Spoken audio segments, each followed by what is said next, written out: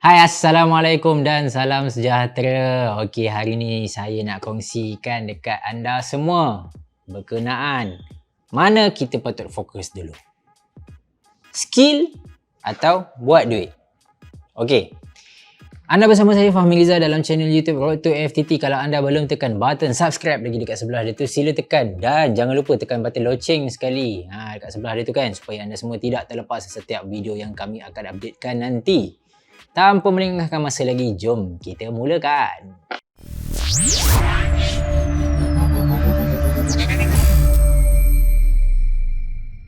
Pada saya personally, saya akan fokuskan dekat skill dahulu berbanding buat duit dalam forex trading ni lah kan. Ambillah masa berapa lama sekalipun, terpulang pada individu lah. Ada certain orang ambil masa setahun, ada certain orang ambil masa 2-3 tahun, ada yang sampai ambil masa 5 tahun. Tak apa, ambil masa untuk asas skill tu. Sebab bila skill tu kita dah pegang, bila skill tu dah firm, duit tu akan datang secara automatik. Contoh, kita asas skill kita selama 3 tahun. Dalam masa 3 tahun tu kita pakai lot 0.01 je. Sebab apa? Sebab kita nak polish, kita nak bagi dia tajam, kita nak bagi dia, kita dah clear cut apa yang kita buat dengan skill kita ni. Lepas tu bila kita dah sampai dekat satu masa nanti, kita dah ada account yang besar, kita gunakan skill yang sama, dia punya duit akan datang dengan sendirinya. Dalam amount banyak lah. Sebab kita dah ada skill, berapa banyak duit pun datang kat kita, kita dah boleh make money sebab kita dah ada skill. Itu specialnya skill ni. Nak senang cerita kan, berapa modal time tu berapa modal pun kita ada, katakanlah 10k USD ke 100k USD ke, pejam mata je dengan skill yang kita dah ada, kita boleh buat money. Biarpun kita pakai low risk, tetap kita akan make money. Macam tu. Ramai antara kita ni fokus dia ke arah nak buat duit. Sebab tu ramai yang gagal dan keep gagal. Sebab apa? Sebab diorang ni, kebiasaannya diorang nak buat duit dengan cepat. Normally sebab dia ada nak capai satu benda tu dalam masa yang singkat. Itu silap sebenarnya. Kita ni sebagai seorang trader, kita kena ada satu matlamat yang jauh. Sebagai contoh, kita belajar medik. Kita belajar medik, kita punya matlamat is nak jadi doktor. Nak jadi doktor tu bukannya sehari dua boleh jadi doktor. Masa kita dah belajar medik tu, ataupun lepas kita dah belajar medik tu, bukannya sehari dua tu kita dah boleh jadi doktor kan. Tempoh pembelajaran je tu dah berapa tahun.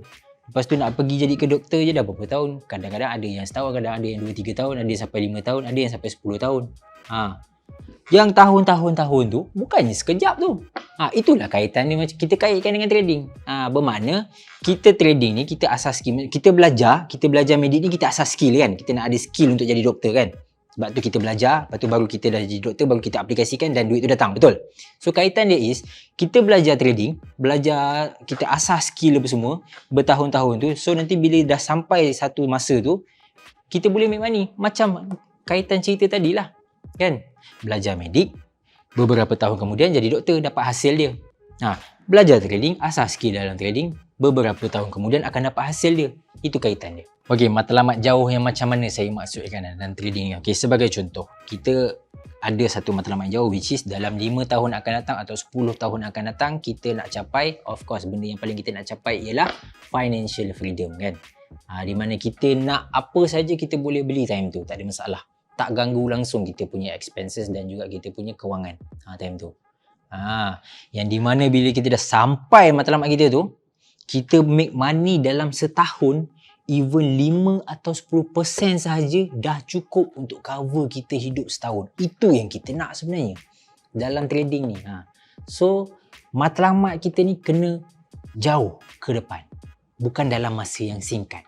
Bila kita ada matlamat yang jauh ke hadapan, kita akan fokuskan kepada skill dulu, barulah kita pergi ke step yang seterusnya, iaitu buat duit.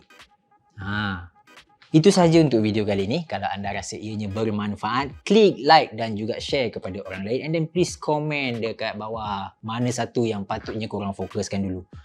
Korang patut fokuskan dekat skill ke, ataupun kalau korang patut fokuskan dekat duit. Dan kenapa korang pilih itu sebagai satu tempat yang korang patut fokuskan. Tulis kat bawah, saya akan baca satu persatu. Okay. So, jumpa lagi di masa akan datang. Akhir kata dari saya, jangan overconfident dan jangan overtrade. Assalamualaikum dan jumpa lagi.